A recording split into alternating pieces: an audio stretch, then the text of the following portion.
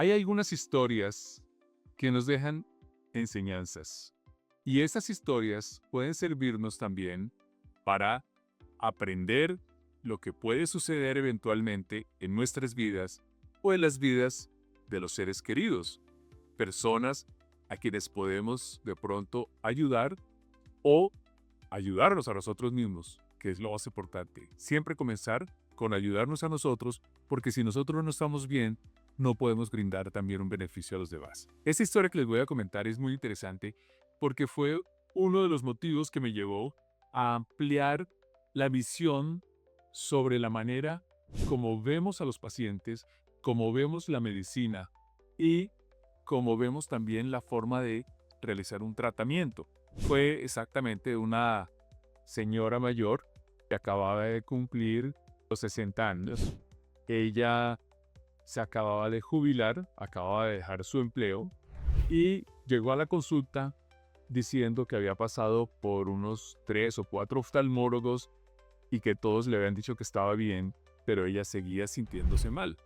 En la entrevista nos comentaba que ella veía algo, pero no sabía explicar qué era. De manera resumida, hicimos el examen completo, un examen de 40 minutos, dilatamos la pupila, etcétera, y efectivamente, el ojo de la señora y la visión estaban prácticamente bien, a excepción de un poco de palidez en el nervio óptico.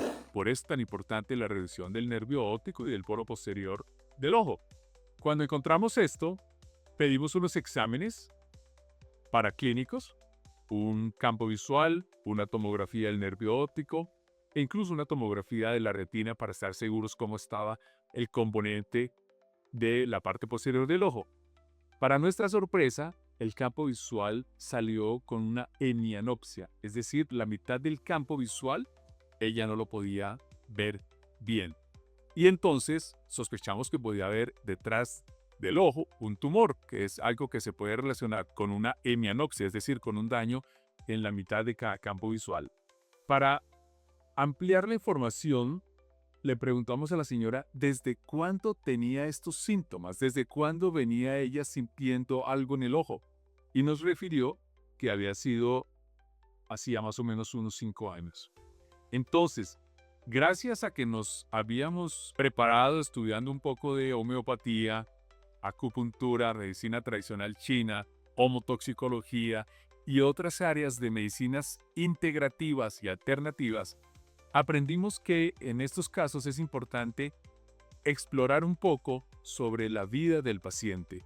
Por esa razón le preguntamos qué había pasado en su vida en los últimos 5, 7 o 10 años. Y ella lo refirió 3 eventos importantes. El primero, que había tenido una separación de su esposo. El segundo, se había quedado sola porque sus hijos se habían ido a vivir al exterior. Y tercero, su familia le había quitado una herencia. Además, el factor de que ya no se sentía útil porque acababa de jubilarse y ya era una persona pensionada y ya no se sentía útil, ya tenía que ir a trabajar, ya no sabía qué hacer con su vida. Todo esto se configuró en un complot, por decirlo así, emocional, psicológico, que fue lo que empezó a afectar su visión.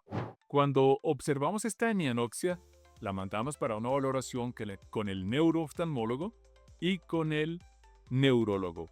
Se le realizó una resonancia nuclear magnética del cerebro y para nuestra sorpresa se le encontró que había un comienzo de una atrofia generalizada de la corteza cerebral, lo que podría indicar que iba a desarrollar un Alzheimer o una demencia senil o con procesos degenerativos en el cerebro. Nosotros le hicimos un tratamiento a la paciente alternativo, usamos lo que siempre nos gusta realizar aquí, desde cámara hiperbárica, sueros, terapias específicas con homeopatía, una valoración por psicología, le iniciamos algunas esencias florales, etcétera, un tratamiento integral, con lo cual la paciente empezó a sentir una gran mejoría de su parte emocional, que al comienzo no la aceptaba. Pero poco a poco se fue mejorando e incluso a los 6 meses y al año, el campo visual empezó a mejorar.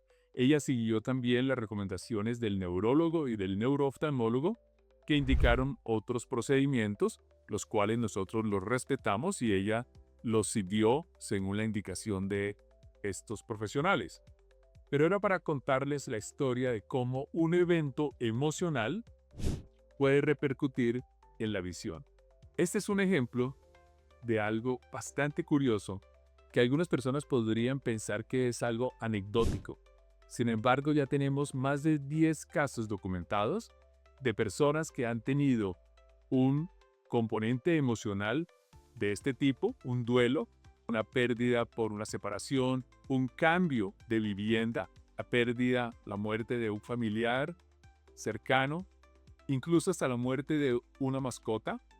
Y todo esto empezó después a manifestarse o a convertirse en un trastorno visual, generalmente del nervio óptico del campo visual e incluso en algunos casos en donde hemos solicitado la valoración por neurooftalmología o por neurología, empieza a manifestarse un trastorno en la resonancia nuclear magnética, un trastorno de la corteza cerebral.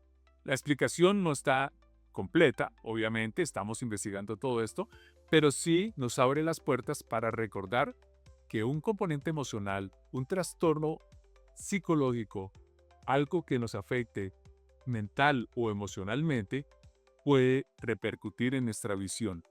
Es algo que estamos explorando y algo que para muchas personas les parecería increíble.